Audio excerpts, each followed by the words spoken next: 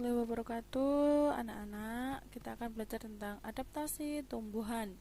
Adaptasi tumbuhan. Adaptasi sendiri artinya adalah kemampuan makhluk hidup untuk menyesuaikan diri dengan lingkungannya. Nah, hewan dan tumbuhan itu menyesuaikan diri dengan lingkungannya, tujuannya untuk apa?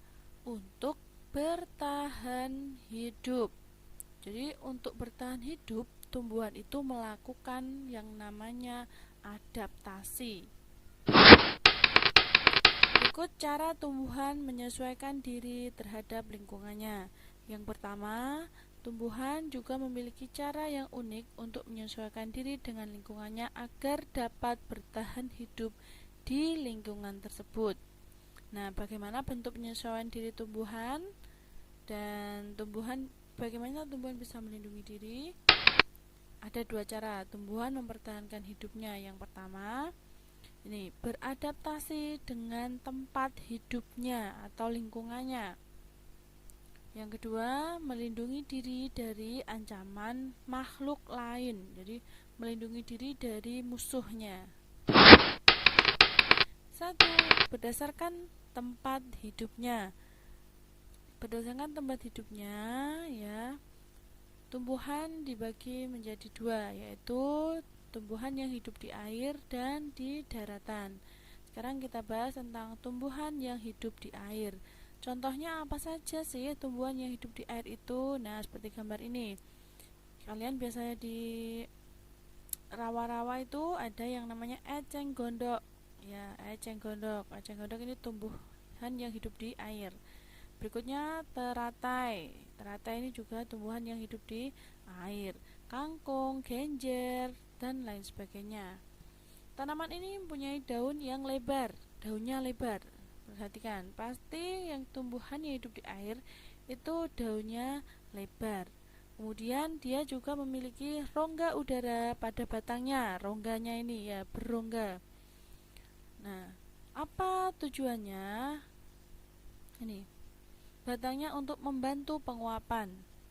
Akar yang kuat menancap di dasar untuk keseimbangan daun. Jadi supaya tidak terbawa arus, ini akarnya itu memanjang sampai ke dasar.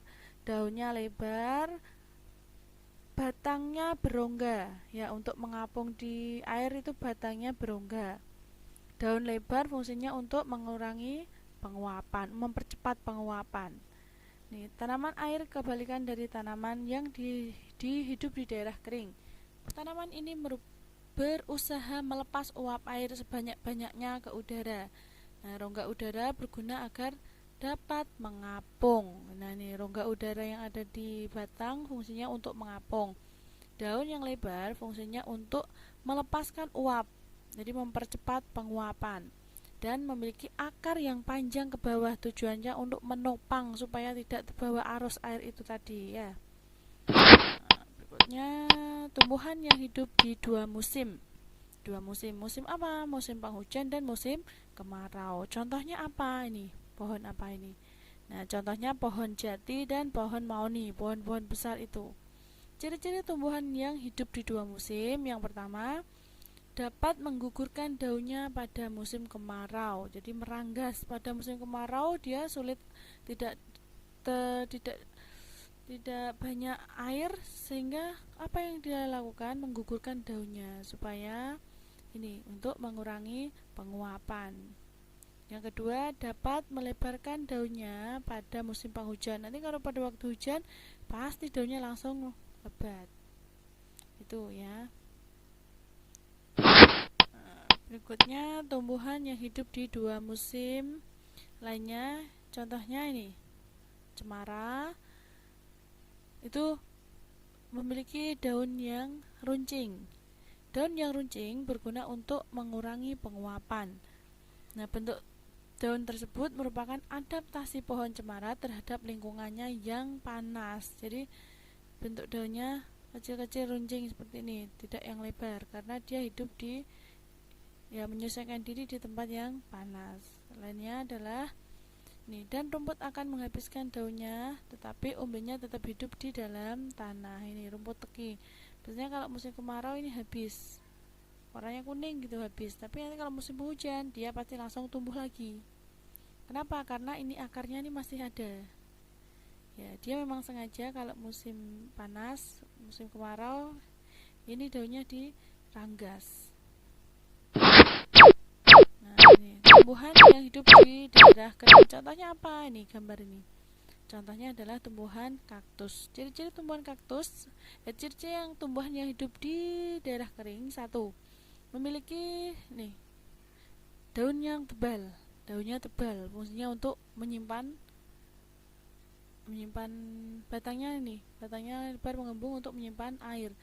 Terus daunnya kecil-kecil untuk mengurangi penguapan. Berbentuk duri ya, agar akar menghujam jauh ke dalam tanah dan bercabang banyak. Nah, contoh tumbuhan gurun adalah kaktus. Yang paling terkenal itu, yang populer itu kaktus.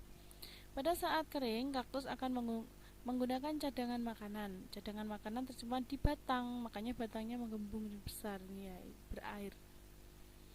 Nah, tetapi saat hujan tiba, batang kaktus mengembung lagi, ya, dapat air mengembung lagi.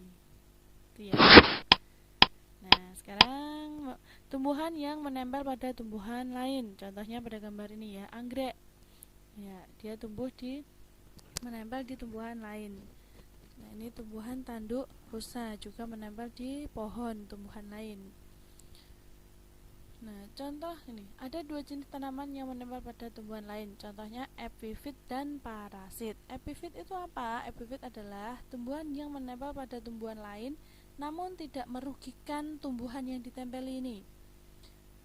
Nah, contohnya ini anggrek, vanili, anggrek tanduk, rosa, mentimun, dan anggur. Nah, kalau tumbuhan parasit menempel pada tumbuhan yang lain, dia tapi merugikan. Jadi merugikan tumbuhan yang ditempel ini. Dia menyerap makanan dari tumbuhan yang ditumpangi. Contohnya benalu dan tali putri ya. Miminan itu loh anak-anak, ya, yang biasa di atasnya luntas. Nah, itu. Ya, ini berikutnya cara tumbuhan melindungi diri dari musuhnya. Nanti akan kita bahas pada pertemuan berikutnya. Boleh kalian pelajari yang didapat hari ini dulu ya. Nah, itu. Paham ya anak-anak? Terima kasih sudah memperhatikan. Assalamualaikum.